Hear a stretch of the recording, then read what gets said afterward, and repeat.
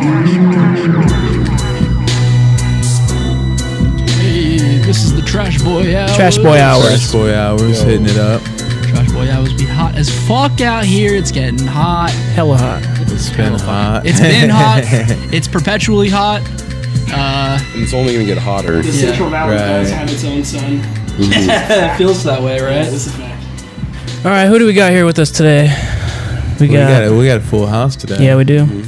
5 people. This is the first time 5 people on the cast. Oh, yeah, man. We got Crick, Hey, guys. new to the show. Thanks for tuning in again. Who are we starting with today? Yeah, so I just pulled up the song that I had discovered, I'd say about, 2 weeks ago. And it's really cool. How'd you find it? Well, I've heard of Polyphia before. They're this Djent. I guess they fall under that category or subcategory of metal. And so that's where I heard of them, just within that scene. And so, yeah, I just decided to check out because I've been following them, on their social medias, and they're posting new material. So I was like curious, and I put it on, and I was pretty blown away. Yeah. So I want to see like what your guys' reaction is. What's the song called again? GOAT, like the acronym. G.O.A.T. This is it.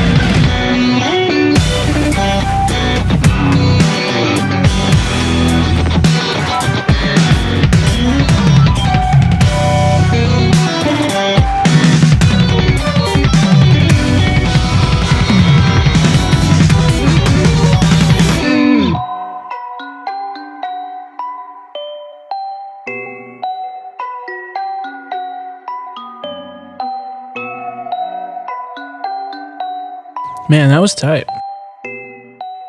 Yeah, like I said, I don't know much about them. I knew that they were definitely in the Djent scene, and I'd always heard their name thrown around. Right. And unfortunately, it's just one of those I just never really dug deep into their material. Will you expand just for a minute on the Djent scene? That's not something I'm really familiar with.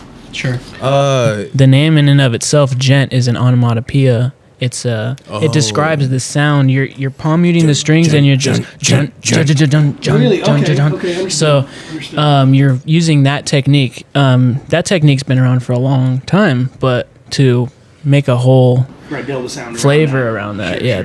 that's where that scene came from, and it was So wasn't it like Veil of Maya, whatever, yeah, definitely bands like that? All Shall Perish, Born of All Shall Osiris, Perish, stuff like yeah. that, and of course Meshuggah. Mm-hmm. Yeah, I'd say Meshuggah sort of inadvertently started. They were the meme form of that genre, like where it probably originated, because it's like, Yeah. do you want to just get lost in Well, they started off percussive as, like, Djent thrash. It's sounds? definitely Go listen to progressive. I mean, Meshuggah. Like, honestly, I just want to say jazz. I just want to say the word jazz. Like, call it what you want, but The rhythms are very jazz. They're very jazz influenced. Right. This is something we talked about in the podcast previously as Yeah. well. Like the rhythms come from like African tribal music, like the actual percussive patterns that you hear, the time signatures that you hear. Yeah, And those yeah, were yeah. actually brought over, and then they were in jazz music, and then metal guys took the time signatures from jazz music and applied it to metal. Right. So it's like literally is like derivative from It's the jazz. same math. and I'm building yeah. on the idea of like, I don't know, if you're looking at the musical scape, if you can go left or right, and then choosing a separate third direction, and like always looking at like, well, okay, here's what the normal, like that's kind of how jazz is. It's like looking at the way that the beat should go or the pattern should go, and then usurping that completely and going Yeah. Yeah. totally awry from that, and kind of making the best out of that, like totally Bob Ross music, if you will. Sure. All Yeah. happy Yeah. mistakes, like let's do that. Yeah. Right. Yeah, it's sort of that definitely appeals to me. So when I heard this, and then on top of that, like I said, I've been really interested in the merging of genres, So we've been hearing like over the past few years, this SoundCloud scene has exploded. Trap music is suddenly they've replaced rock stars essentially. Like they get so much attention, like these rappers like XXX and a lot of these big name artists that are just like Gucci Mane. They sell out arenas, and it's all these little kids. And everyone's moshing at their teenagers. shows and shit. We were briefly talking before, and just about the basic appeal of the XXX. Help me out with it. Is it Tentacion. Tentacion. All right, Tentacion, which is foreign It's to me Spanish, completely. yeah. And then, so we were saying, okay, this guy died, and that's really how you learn about this fella, is that, Yeah. okay, he's passed on. And then shortly afterwards, you hear maybe some less than sultry stuff about his Right. life and what he had past, done, yeah. and okay. And then you kind of include him in with the music scene that he's involved with the 6ix9ine kid, and moreover, all these guys who are proponents of drinking lean and eating Xanax pills, Yep, and just kind of a Xanax different pills. lifestyle. And then, so who does that appeal to? Appeals to Gen Z kids. Yep. Really. It's I feel like we're in a period now where I mean, it's kind of coming full circle, Yeah. with the the 60s, yeah. all that, where bands like what like the early like the Doors, Yeah, Beatles especially, yeah. stuff like that. It was just like that was the rebellious, the rebelliousness of the youth and all that. Well, it sort of attracted that demographic, and I feel like that's what's going on now. All these young, like these kids that are all on the internet 24/7. Like they follow these, these rappers and put them on a pedestal, and just that's all their life is. And now there's like live streaming and stuff. So, but yeah, I would say it appeals to those young kids that are just sort of like looking for some sort of something. Or fun. I was thinking about this earlier. I was thinking, okay, as a fan, Chris Brown, We're all familiar with him and that saga there. Okay, so this is a guy who made music. Let's talk about him specifically. He made music. Did you like the song or did you not like the song? In general, the whatever Chris Brown songs, Run It. He had some bangers. He had some songs. Did you like the songs? Did you like any of the songs before you found out? Well, Chris Brown, not in particular. He could sing well. Okay. But and I understand like the appeal. I mean, he could write a hook. Yeah. If Exactly. he even writes. So you would his say hooks. you had respect for his musical career As an artist, for more sure, than a liking of it or a great appreciation personally. Exactly. Okay, yeah. but then after the stuff comes out about him and his relationship and it goes kind of south. I mean, I saw him like in a different light for sure. See, that's what I'm trying to get at is it's kind of hard because if you're a fan of something, okay, and you like this and that's your shit. You know what I mean? That's your shit. You play it in your radio and you turn it up loud when you're alone and that kind of thing. And then something bad goes down and you listen to it again, like it's a personal question. Like, can you rectify it? We talked about separating the art from the artist, and I love it. Right. And I don't think anybody should feel any sense of like guilt. I mean, like real like guilt for that because you like what you like, and to deny yourself that, I think it's to deny a truth. Like you're tied to that. Right. So I'm with you on that, man. I find it real difficult. You'd have to do something super reprehensible, like, and it would have to be like there is no question that you did it. No backing off of it or anything. Right? Yeah, because that's the problem with a lot of this stuff is a lot of these these younger kids, they just they see an article and they pass it on, as truth. Oh, this rapper was did this and they're being accused of this, and it's just. And so the truth just sort of, it gets even, the lines get blurred, it's so hard to get a grasp on any sort of reality. And do you think it has to do with how much affinity or loyalty you feel toward a musician because of the value of their music in your life? Like, I mean, let's talk about this kid. I didn't grow up on this Tenacion, what have you, kid. Yeah. But if I did, he was like the theme of my 8th grade. Yeah. And then you're like, you can't like him anymore. Like, starting right now, starting today, the song you liked yesterday, you're not allowed to like it no more. It's weird, It's because, tough. And he had layers to his image. It was very dualistic. You had on one hand, you saw like early on before he gained any fame, he was a big fighter, and he talked about it in his first big interview. We're talking about fist fighter on the streets, fighting people. Yeah, like Scrapping. I mean, I guess sort of like just defending himself. Right. And he talked a lot about like not having a father figure because his dad, wasn't around. I mean, he was still alive, but he wasn't around, and so he connected in that way with a lot of that part of the youth. And so this kid, over the course of his career, I mean, it was a short-lived career. I think his first song was like 2013. He popped off in 2016. Yeah, he popped off in like 2016, but like 2013 was like his first SoundCloud upload. Okay, and how old is this kid? I just learned. He was 20 when he died. He's 20. Okay, Yeah, so from 18 to 20, that's his career. And where's he from? From South Florida. Yeah. So Miami area. Okay, and that's kind of it's understandable how that kind of persona would get over in that place. Oh, sure. It's different in different places. You're not the Texas kid. You're some wild boy from Miami where there's some competition at being wild. Yeah, and a lot of that scene has actually been popping over the years. I think Nathaniel would know a little bit more on that. Well, there's always been like rap music coming out of Florida. I mean, like some of the biggest names of rap music came out of Florida. Like the most notorious would probably be Rick Ross. Yeah. Like he's from Florida. He's from South Florida area. I mean, there's been rap music that's coming out of Florida for a long time. And Florida is, in terms of like the poverty disparity, like the disparity between the wealthiest of the wealthy and the poorest of the poor is so disparate there, right?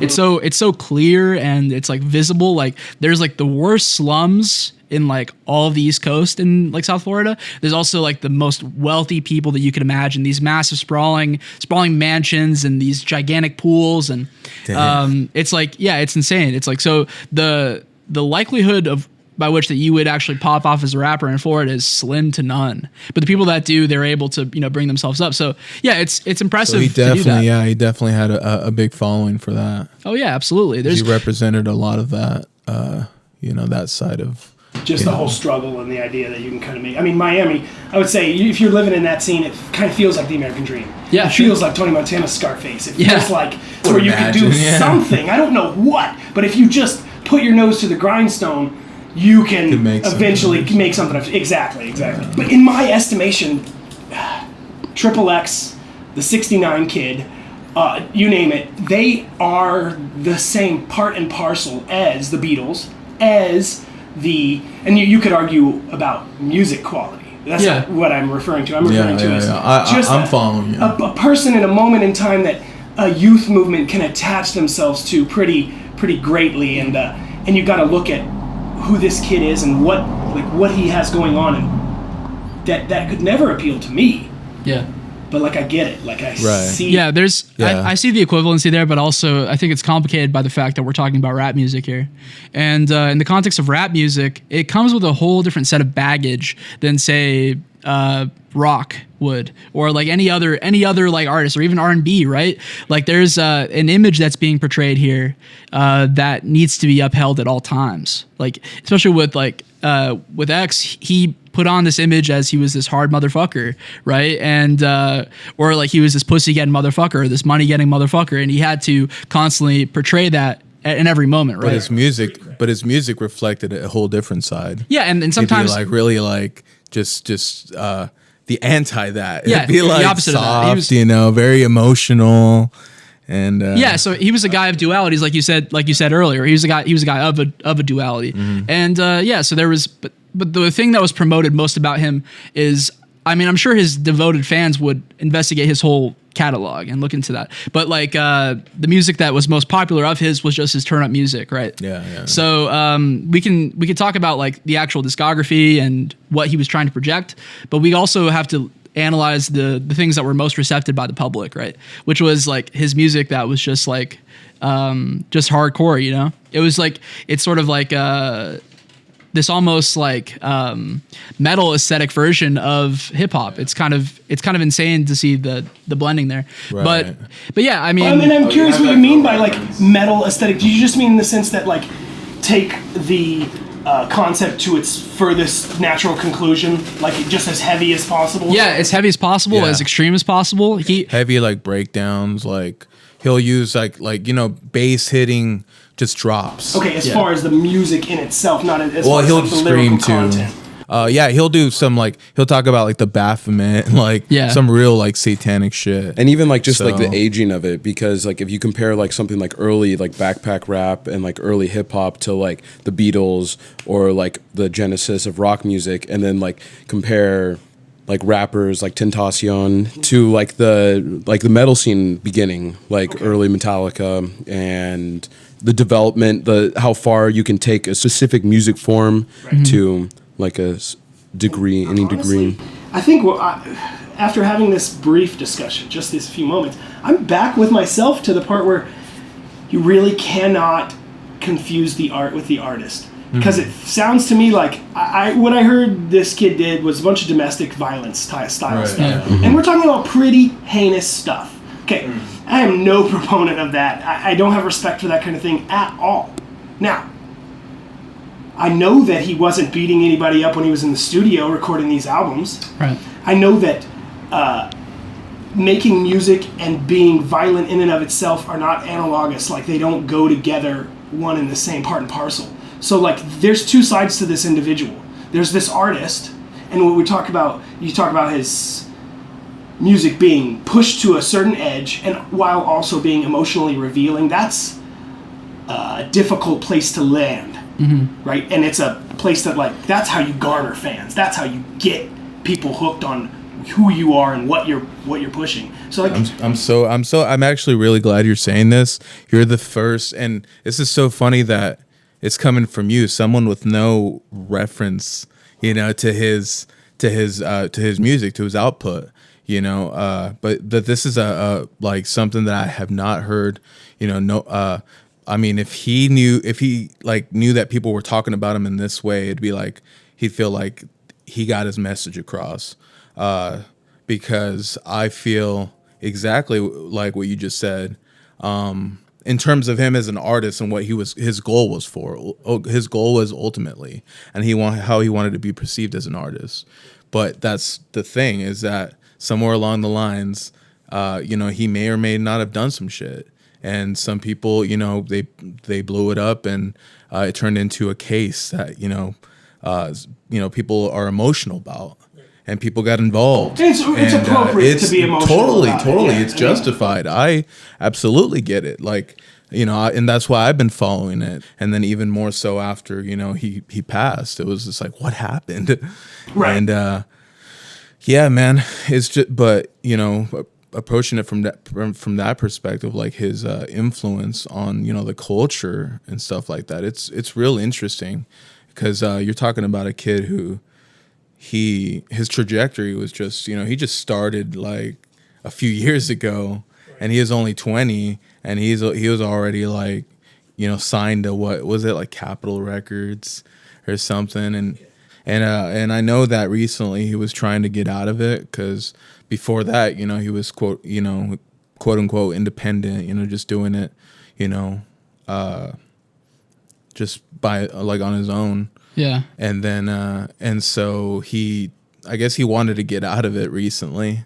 And that's another thing that's feeding into those theories about, he was like suicided or whatever. Can we talk about his demise a little bit? I don't have the information on that at all.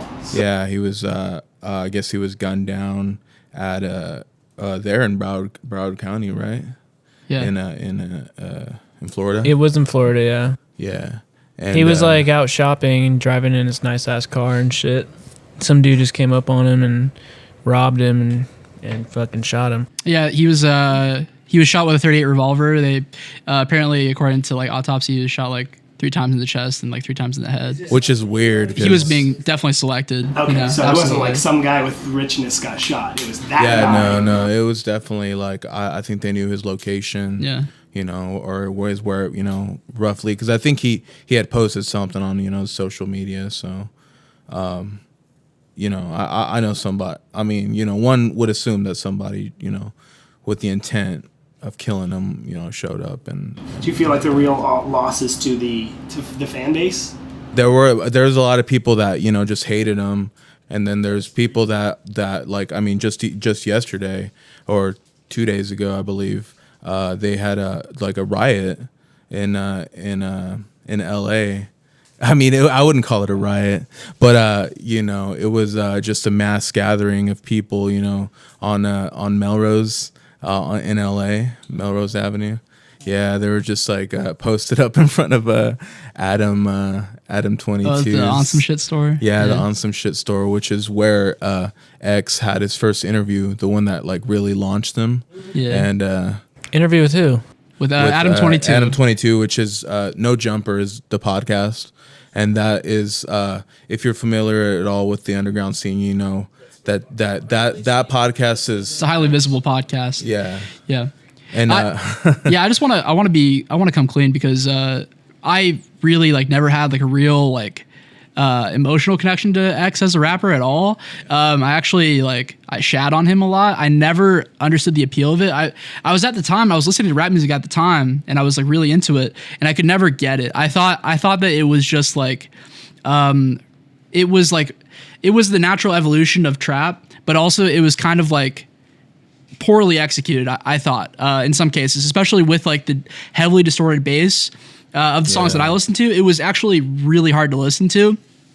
And also the average age of his fan base is very young. So like when I found him, like there was like Naruto anime music videos that were being made of his music. And this will turn someone off. Yeah. Someone off. Yeah. And so it was kind of just like, this is goofy. I understand that. So, I want to say I'm glad I didn't approach him that way. I want to say that when I first heard about this, I didn't really have any remorse for his death. Yeah. And it's not a good thing when anybody dies. It's not a good thing to like. I wasn't like cheering. I wasn't I was like, fuck yeah, he's dead. Have a beer. Yeah, I was I was like, are we surprised here? Is anybody surprised?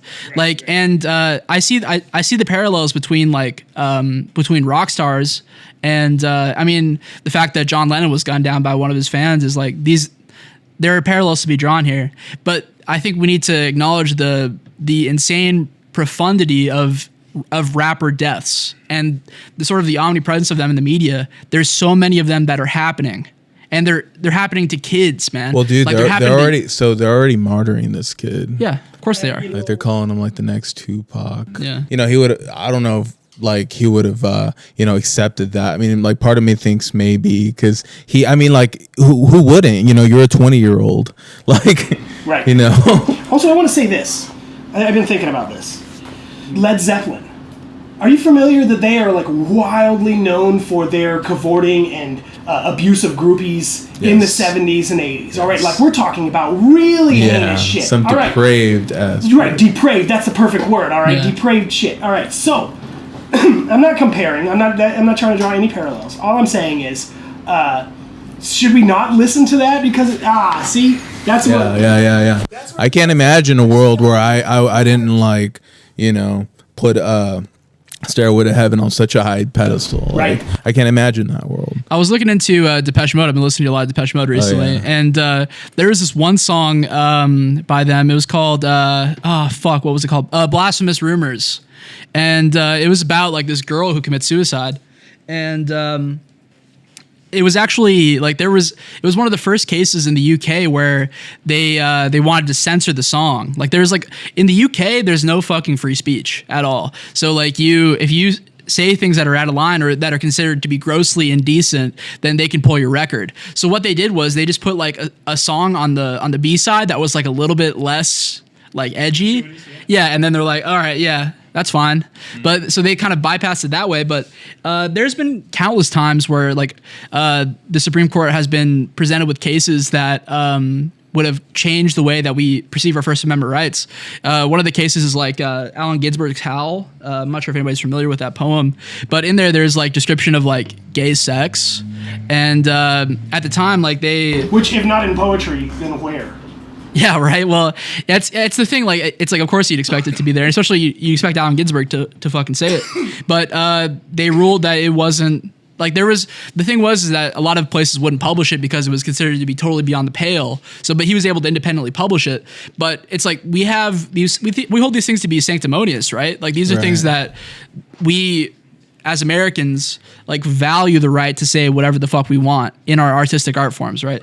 So it's like, if we're unable to do that, then we're fucked. But the thing is, when it comes to rap music, is that there's a question of authenticity here. People are constantly being analyzed with regards to their public image and their artistic image. There's sometimes like a conflagration of that shit. Like they overlap, right? It's sometimes like so hard to separate the artist from the art because the artists do everything in their power to make sure that those lines are blurred to the point where it's indistinguishable. I'm going to say that's the perception side of things. The true side is any adult will tell you that rap is wrestling, that they are not living that life on the main, what am I trying to say? On the whole, as a whole. They are not. Gucci Mane is killing no one. Yeah. Okay? T-Pain is strippering no one. Hitters, so they got hitters. These are married motherfuckers. They got shooters. Right. They got a schedule to be on and a tour to make and a radio show to make. These are not murderers and killers. Now, these younger kids, I get it. That's what that's the thing, though. Yeah, a lot of these are independent SoundCloud rappers. Right, and they're pushing a persona that matches that. But, well, this is what you get. This is how long it lasts. If that is the persona you truly wish to push, you will, die by the sword, so to speak. Yeah. Unless you're Ice Cube. Yeah. No, or 50 Cent, right? 50 Cent got a bulletproof fucking Suburban. Smart and lucky. Not one and not the other, but both. Smart and lucky. They needed that. I'm glad you mentioned that thing about censorship in the UK. Yeah. Because he was mentioning something about Texas Chainsaw Massacre. Texas Chainsaw Massacre was one of a group of 40 or so films dubbed the Video Nasties in the UK. And they were banned from production. Okay? And this is a quick story on how this kind of thing happened. So back in the 70s, movie producers, cheap independent movie producers, decided that they were going to make shitty, cheap horror movies and put them in your VHS stores because VHS was blowing up.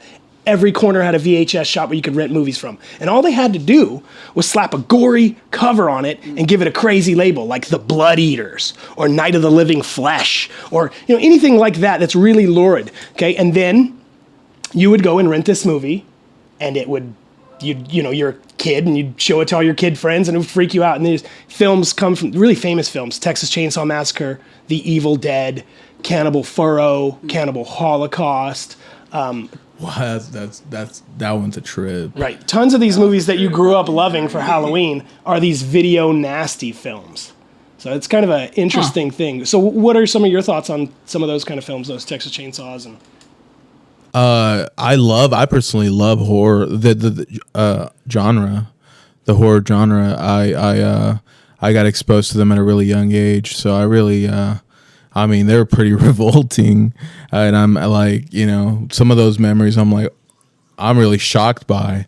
I was like super young when I saw that one, but you haven't seen it recently? I haven't seen it in a while. What do you remember of the film when you saw it when you were a youngster?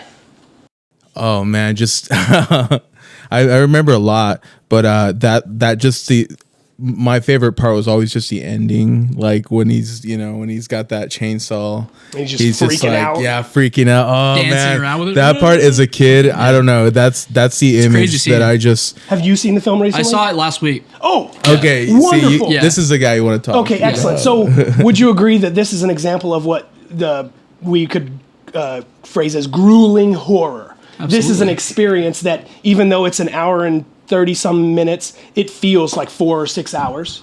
It feels very long, but also it's kind of so entrancing in a way that it's very difficult to take your eyes off of it, right? And what I love so much about the movie and what I was so impressed by was the pacing, the way it starts and how quickly it just degenerates, but in a good way, in a positive way, right? It just goes from like this sort of like, well, you came for psychotic shit, so yeah, you know what you're getting yourself into, yes, but you didn't know what form it was going to take and how it was going to present itself, it was incredibly impressive the way that they set it up, and of course, it like if you analyze it, like you have to analyze it as a movie from the 70s, right? You can't. Yeah, it's not going to be. It's one of the foundational movies of modern horror, so it's not going to really be breaking any of the genre rules, right? It's making the genre rules, exactly.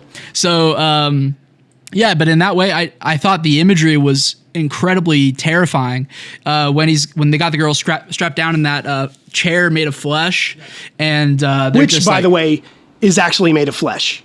What? True to life. Okay, so let's talk just really quickly about that. Set design made this house up using raw chicken bones, roadkill, blah, blah, blah, blah, blah. In order to work on a tight schedule, they had to film a lot during the day. We're talking about Texas. We're talking about, past 100-degree heat. Wow, that smells awful there. Right. So they went ahead and just blacked up the outside of the windows with black sheets so they could work during the day in a nighttime thing. After X amount of days, everything in that place was rotten, stinking, putrid. We're talking plus 120 degrees in the house. Insane working conditions. I mean, look up some of the making of stuff on that film. Yeah. The reason a lot of their reactions, they look utterly terrified, is because, they're so tired and so worn and heat exhaustion. And they have that girl yell for no less than 40 minutes of the movie straight. That's what we're talking about, grueling horror. We're talking about it is a raid and an assault on the senses. It really is, yeah. So when you make it through, you're kind of like a greasy sweat, and you're like after you get out of a fight, you kind of want to puke, and you kind of like, you just feel kind of fucked up a little bit. Yeah. But that's a great, fuck, man, what horror movies can make you feel some kind of way.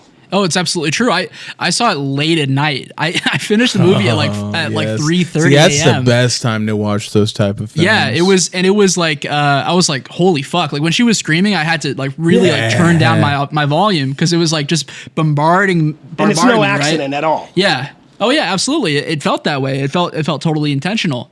But everything was really like the scene where she's pushing the guy in the wheelchair through the woods, and it looks like it's like physically grueling to actually have that guy, just like this fucking fat dude, pushing this guy over all these sticks and brambles and shit. And it's it was just such an impressive movie. So this guy comes off as the guy in the wheelchair, comes off as kind of a pouty dick through the whole movie.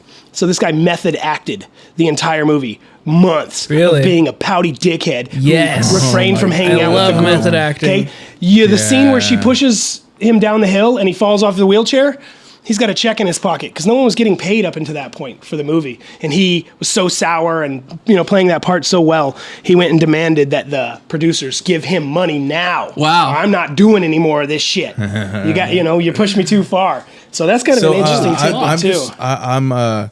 I'm super just curious, like, because I'm aware of Toby Hooper, right? Yeah. The director. Yep. So did you like read this like in anything, or was it like is there a documentary I'm not aware of? Because I would love to watch something. But the truth is, I've been a horror film fan since I gotta say, like 18, and I would have been a fan earlier, but for I wasn't in a place where you could get access to it. But once I was 18, I was right on the internet. I knew how to download things, and I knew how to get this, that, and the other. So I really kind of went down a hole where at one point we watched all the Faces of Death movies, and just kind of give yourself some weird, somber feelings about things. And then you have a few favorites. Evil Dead was always one of my favorites. Evil Dead's great. And I mean, it really stands out, and these movies kind of stick with you, and that's kind of the emotion. I was like. So I thought I fell in love with cinema at first. I thought it was cinema that was calling me because I was like, man, these movies make you feel crazy at the end. Like, for like a day or two. Yeah. Faces of Death will make you feel weird. Even though some of it's fake. It doesn't matter. Yeah, I didn't know that when I first was exposed you don't to them. know that I when kind of you're made the 16 or mistake of 15 walking first time in I see one that. time and like my mom was had rented one at like the local like Blockbuster. Right. or What? something. Yeah, and she was watching it. Morbid curiosity. And I was exactly. That's actually like where I got it from, like really early on. And but Some of the dude, blockbusters would work kind of independent and kind of stock some of the more popular local stuff. They're not stupid. They need that money, right? Yeah, it was one of those things where I was just like, I was super shocked by, and then I went back, recently, and then I found out that a lot of that was fake. Right. So it was just like, but some of it was. But it doesn't matter in the moment. They achieved their ultimate goal, which was to get inside of you and kind of stir up some weird shit. Yeah, so, like I appreciate that. I think that's artistic. And so, like, when I started watching these horror movies and these other films, and you come across some really great cinema if you kind of dive into it. But if you dive into horror specifically, you come across a lot of really bad cinema. Really bad, yeah. Really bad cinema. Well, that's kind of its reputation. Right. So you're sifting through things, trying to find jewels, trying to find gems. It's kind of like being a fan of Necro. Like every so often the song's good, but you're gonna have to sift through a few tracks to get there, maybe. Right. So, so I started watching. I heard about the video Nasties, started watching that, did some research on these films, figured out what it is these guys are trying to do to me. What are attacks? Like, how does each one work? I'm bug phobic, so bug attacks work really good on me. Okay, other people, they don't give a fuck about that. Right? They don't care. They're like bug schmug, right? Whatever. But for me, arachnophobia, I'm not trying to watch that film. Well, fuck me up. Arachnophobia is dope.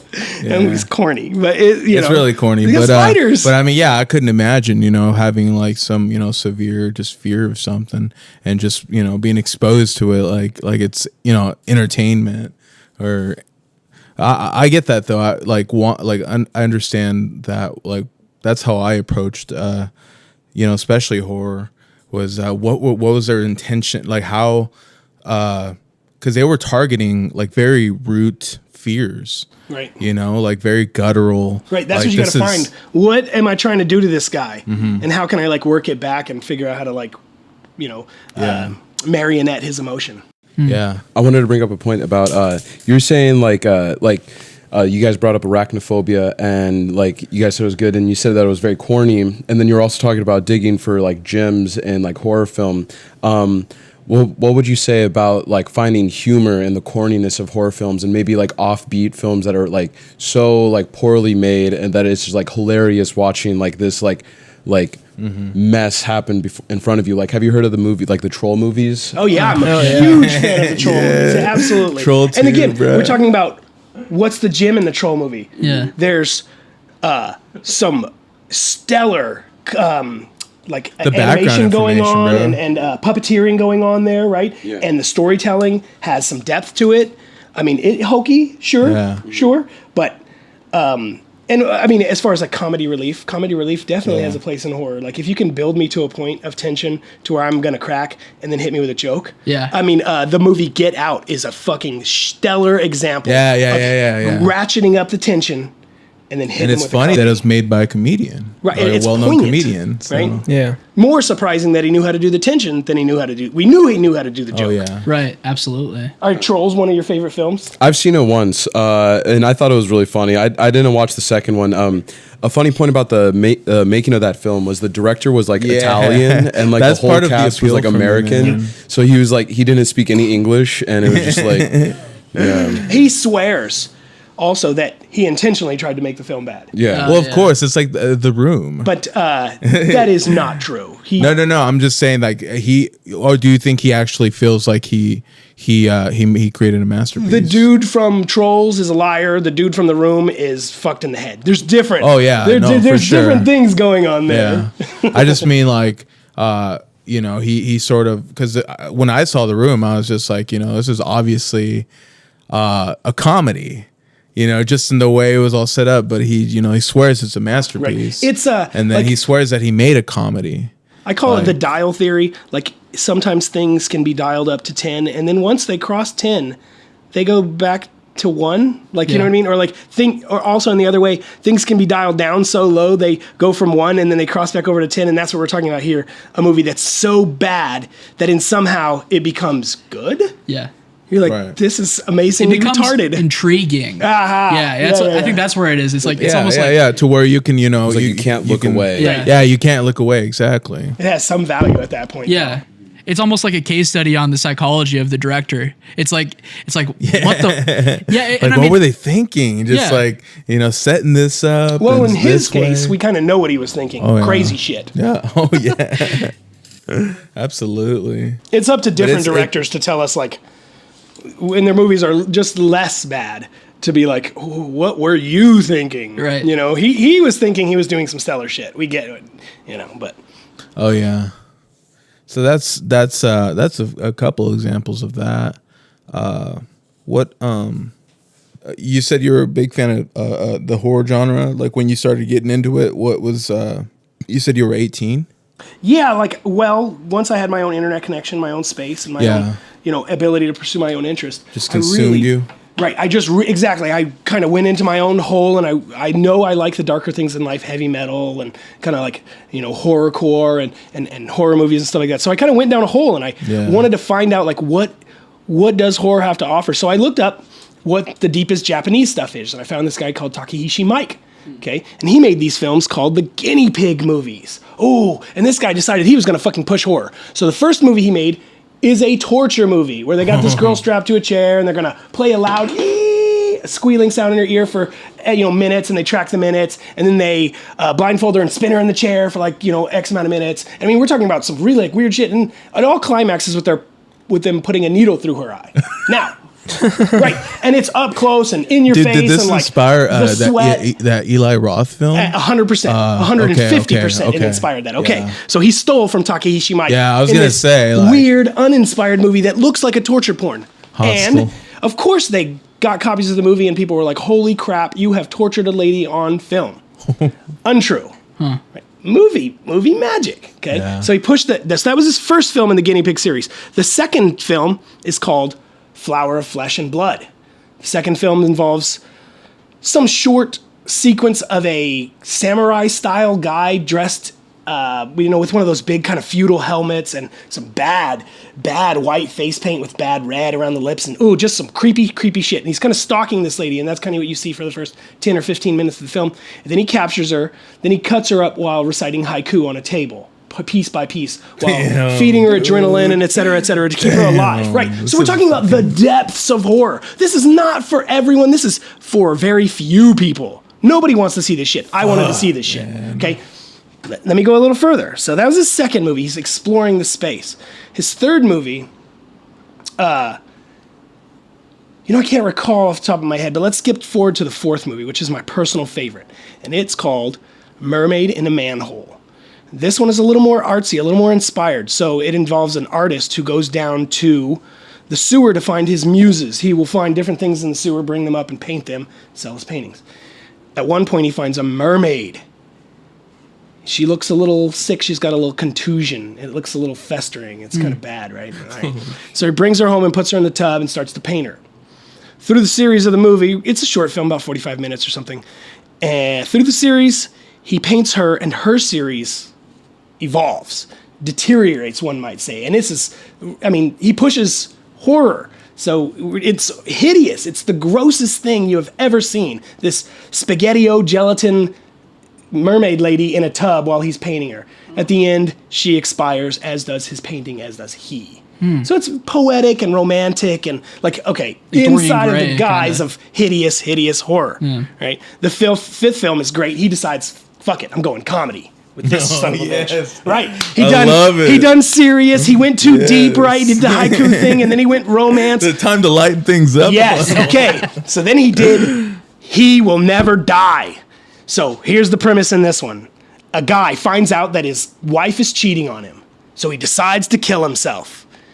He does, but he won't die. He can't die. Yes. Okay? So he decides, fuck it. If I can't die, I'm going to torture the couple, the new couple, my ex and her new boo. love it. Okay? Goes in, cuts himself open, throwing guts and shit all at him. Just, hideous torture in the guise of comedy. Just some insane horror film work. This guy went on to do some really notable movies, such as 13 Samurais. Have you ever heard of this film? This film is amazing as far as choreography and what he was able to do eventually in his career. This guy is top of the pops. What was his name again? I'm gonna start Takashi getting Miike with 2 eyes. Definitely worth looking into, and that's kind of the Japanese version of how deep horror can go. And Eli Roth being more like the UK version of that. And Yeah, because when you're talking about him, that's the only reference that I have to American films, and I know that he's really derivative. I mean, I enjoyed some of his stuff when I was like, and to a be young fair, teenager. horror is built on the backs of the guys before you. You think about every zombie movie. For sure. Look what the last guy did and said, oh, does that work for our stuff? We'll change a little bit, or maybe we won't, or, and they kind of build on it, I saw Evil Dead for the first time like a couple of weeks ago. That's a Really? blessing. Yeah, It was really good. I'm not a big horror movie aficionado. Sure. Like I watched like a couple, but I watched it and I thought it was really good. I really enjoyed it. One thing I was talking about with the person who I watched it, we were wondering about what made the person like become possessed, and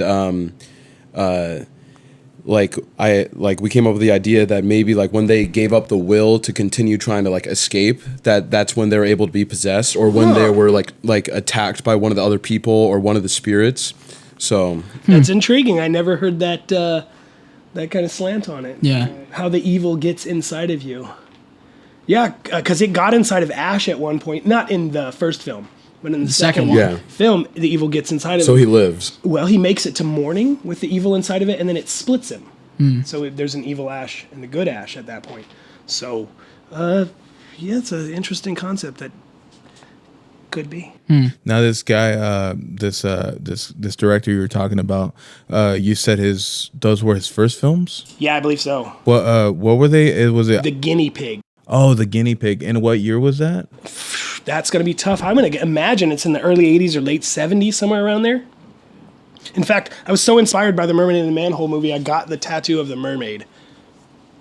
Because I just fell in love. Man, Japanese films know how to do romance. And it's something I haven't ever seen in an American movie. The caliber of I don't know, the emotion is hard to express. Like, have you seen Kung Fu Hustle? No, I'm not. Yeah. Would you say that there's a tense amount of romance in that movie between that man and that definitely. young girl? And it's played out in a way that it's just not seen in American cinema. And it's a shame because it's hella moving. I mean, it's so moving. Yeah.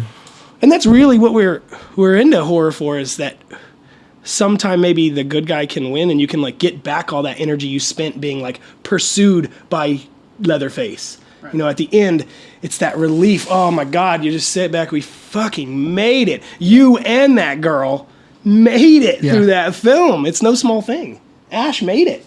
Right? By the end of that movie, you were fairly spent. Well, I thought that he got killed. Like I thought, because the trees grab him at the end, right? I thought that was like the end. I thought it was like he's out. He gets sucked into a vortex. 2. I never saw Part Evil 2. Dead 2. Well, part 2 is basically part 1. It's a remake.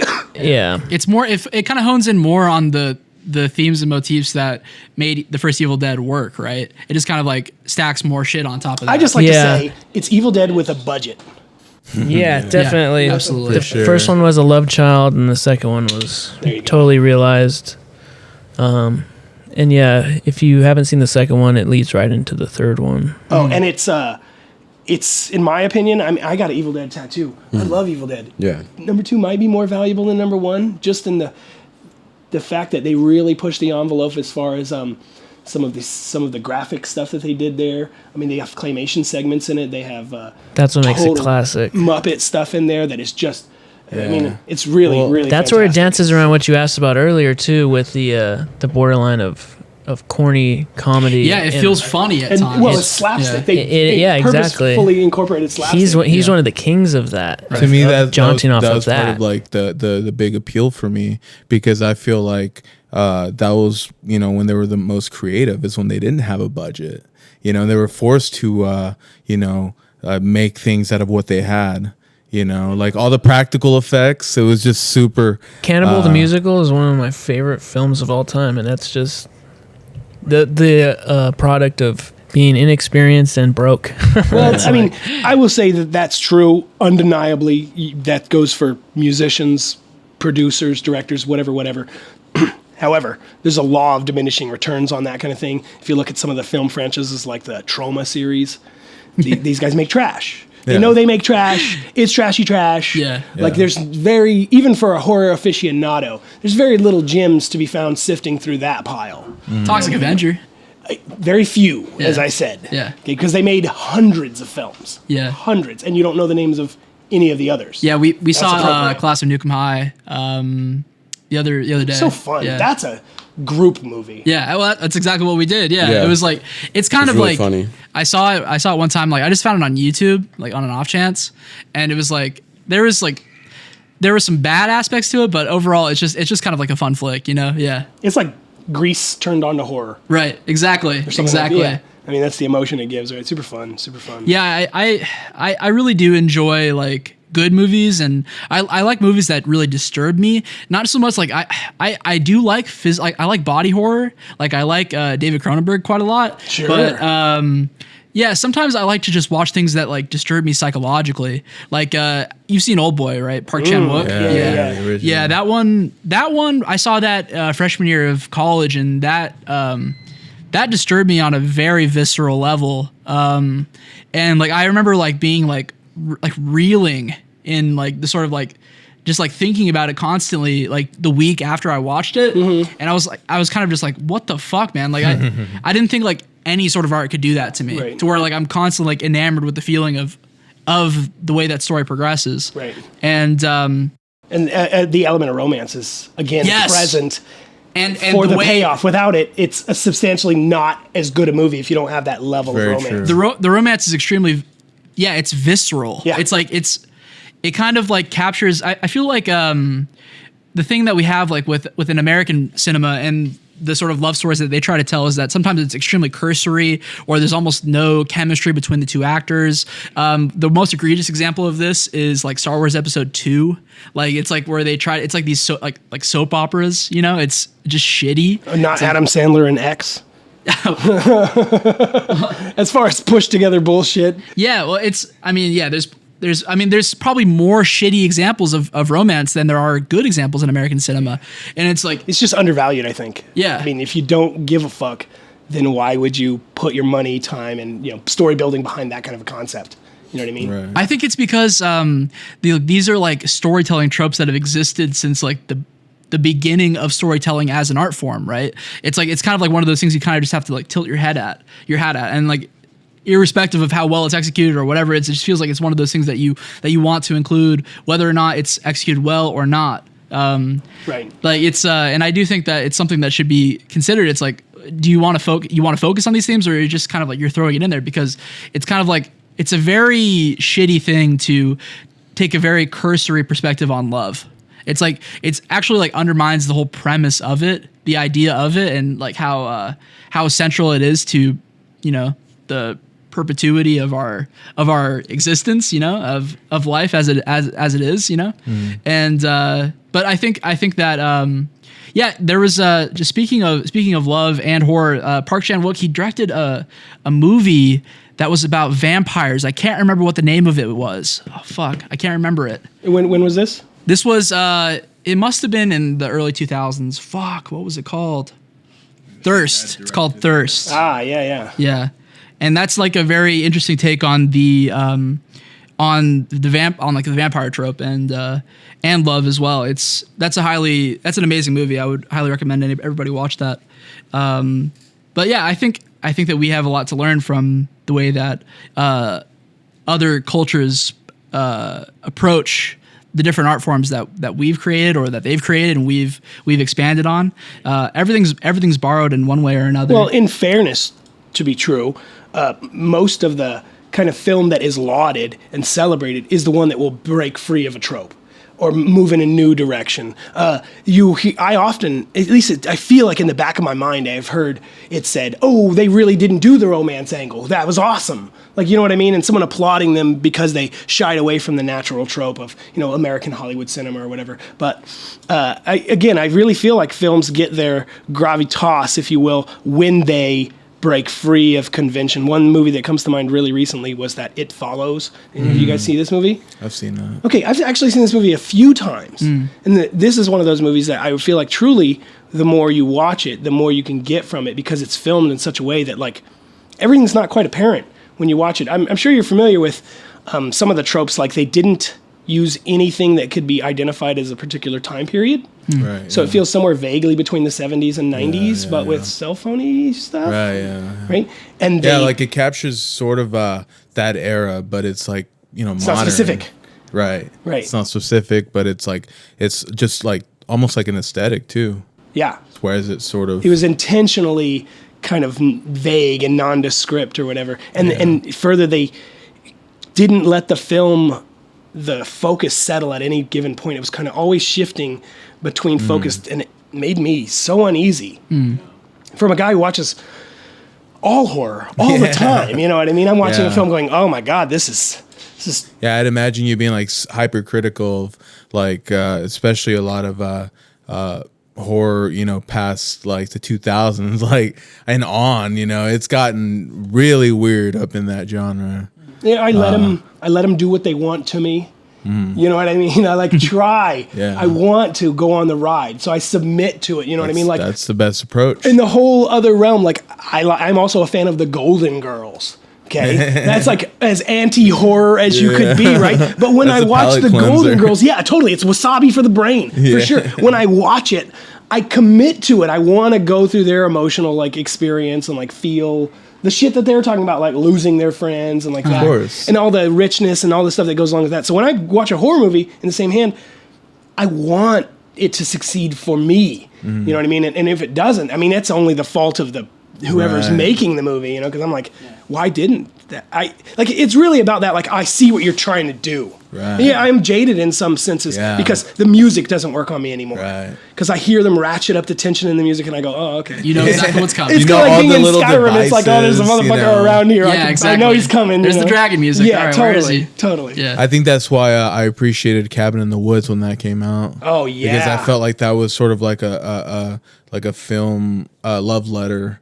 Like in film form, to the genre. Did you guys see Cabin in the Woods? I've seen it. I mean, it's great. It sort of showed you what the filmmaker goes through for that creative process, right? Like making a horror film. You have all these genres to pick from. You have like the specific era. The zombies, or you have just whatever horrific things you can think of, right? And then they'll. They pick like scenarios, like they bet on it. They bet on it. It's real interesting. But even for the viewer, when you first kind of turn that film on, like I said, I had no context for it. Cabin in the Woods. I went into it thinking, cool, Evil Dead ripoff. Yeah, let's fucking go. Yeah, I don't know if they're gonna throw zombies at me. I don't kind of know what's gonna go on. All I know is I seen some fucking teenagers on the back of the thing, and it's called Cabin in the Woods, baby. It's got like a skull underneath the cabin or something, right? Right. All right. Friday the 13th, or something's going down here. All right, cool. So I'm turning it on, and it is that for the first 10 minutes. It's totally that. They play into it. They got me hook, line, and sinker. I was such a mark for that It's movie. so generic. Because I was like, and I'm good with that too. I'm like, okay, they're doing that. All right, cool, they're doing that. All right, as soon as they get to it, I'm like, because then that's where you don't weigh it on the tropes. You weigh it on how they use the tropes. You know what I mean? Yeah. Are you going to deliver to me ultimately like a good hacking scene or some creative kills? Because that's what horror hounds want. We want some foul shit we have never even thought of. Like that's why the Saw movies get over so well. It's because like, oh crap, they did some shit you never no one cares of. about the plot. Right. Just let me see the guys do the thing. Let's see someone get chopped in half. So like in the same breath, that was all about just checking out. What was the next level of delivery. That's really cool that you went into that sort of naive about what the actual movie was trying to accomplish, because I got into it from a recommendation about someone who told me essentially what the premise was. Okay. So it didn't have the same effect on me because I already knew. You were waiting for the thing. Yeah, exactly. I was like, okay, all right. And then it did the thing. And then my problem with that movie was its resolution, because I think that, it doesn't really have a resolution. It's kind of like... that's kind of the point. At the end, it's just... It's so... it gets away from them, and it's reasonable that it does, right? They just are like, at the end, they really are just They hit the button, they're just like... everything in a wheelbarrow and dump that shit in front of you, and you're like, you sift through it. Yeah. I was sort of like confused by it, and I was like, well, I mean, it's kind of like one of those things where it's hard to critique it, because like, how the fuck do you end a movie like that? It delves into fan service at the end, doesn't it? Would you say? Oh yeah. It's like, remember this guy? And how about this guy? Yeah, right? It's true. like Hulk Hogan. Well, he fucking runs out for a quick elbow drop, and then fucking, it's like, okay. Yeah, it's just like a big episode of The Twilight Zone to me. Sure. It's self-contained, so the resolution isn't as important, and it wraps it up in a little bow to kind of tell you that this resolution is incomplete because it's been an episode of The Twilight Zone. Interesting. Now you get to leave, so don't worry about what the ending was like. You experienced this weird shit. Interesting. That's interesting. They're actually pretty creative on the ending, actually, I thought. Yeah. Because they played into the archetypes, right? Like they had that whole it's almost like, because they were feeding into that, right? It was blood. It was getting blood from the different types of people. Yeah. Right. Yeah, that's right. I thought that was real interesting. It kind of left it open, because then you see the giants, it did. In. That's open for a whole series almost. Oh, completely. I felt like that was probably purposeful. Yeah. They were like, we could wrap it up in a neat little bow, or we could maybe make comics next year, or maybe make another movie or TV. Who knows? It's a good point. Money, right? And nothing was ever done with that afterwards, right? Yeah, yet. Yeah. It's still owned by somebody. So. Yeah. Yeah, but I think that that definitely can just stand alone as itself. It has that's one of those films that I don't see it. I'm sure they will attempt to, make sequels, but it's as itself, by itself, I was I could see where it's. It's kind of blown its figurative load already. It's you kind of know what's coming. Yeah, you're right about that. All that's left is a freaking Royal Rumble with all the fucking goofballs. Yeah, exactly. Yeah, exactly. Just update the monsters in there, and then just throw in all these different characters. I want to see all Super the different Smash versions, Brothers in there. You mean if we pick the same character in the fighting game and mine is purple and yours is yellow? Hellraiser in a green tint. Yeah, I want to see the alternative. What if they had gone with this character? I'm sure they made it different versions. Well, even so, since that movie came out, there's been all types of new horror kind of monsters and shit. So it's almost like the freshman generation of trap rappers. We're always gonna have some new flavors. Throw that into the mix. Who's the new horror guys? Oh, with the Nun, or just just what is it? Man, we had lots more demonic type shit. These new horror guys are kind of whack. it's all about demons and. I mean, I'm demons. I didn't like the movie hauntings with the elevator and the bread falls jam side down. Did you guys see that movie? Oh, Devil. Devil, yeah. I did. I was just talking about that the other day. It's literally called Devil. It's M. Night Shyamalan. Well, it was produced by him. Yeah. Like he funded. It was? Yeah, it was produced by him. But I actually really liked that movie. I mean, really, we judge if the devil's around. It always sounded like how our everyone bread was falls. polarized by it. I was very critical of that movie. People are talking about Hereditary right now. Any of you guys I seen was that? I was planning on watching it today. Well, I want to watch it because because exactly like I get the sense that it's polarizing as hell. Yeah. So seems that way. that intrigues me. It's like, why are people? Some people are saying it's the best thing ever. Some people are saying it's fucking, it's garbage. I don't trust people to say it's the best thing ever. Yeah, exactly. That's well, how I don't people trust the people that say it's garbage either. Yeah. Look, I'm gonna go in and make my own. Exactly. So I was gonna watch it, but I came and did this.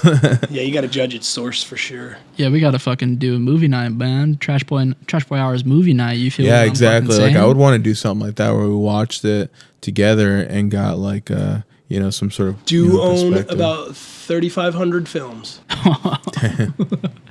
and none of them are on Netflix because Netflix. Oh my god, Fuck Netflix. You could sift all day and never find not a goddamn thing. You have to my experience with Netflix is that okay, let me search through every other possible resource that I have, and then or actually I'll go on Netflix if I know it's on Netflix. If someone told me, this is on Netflix, like I'm watching Casino, A New Comedian. That's what they got.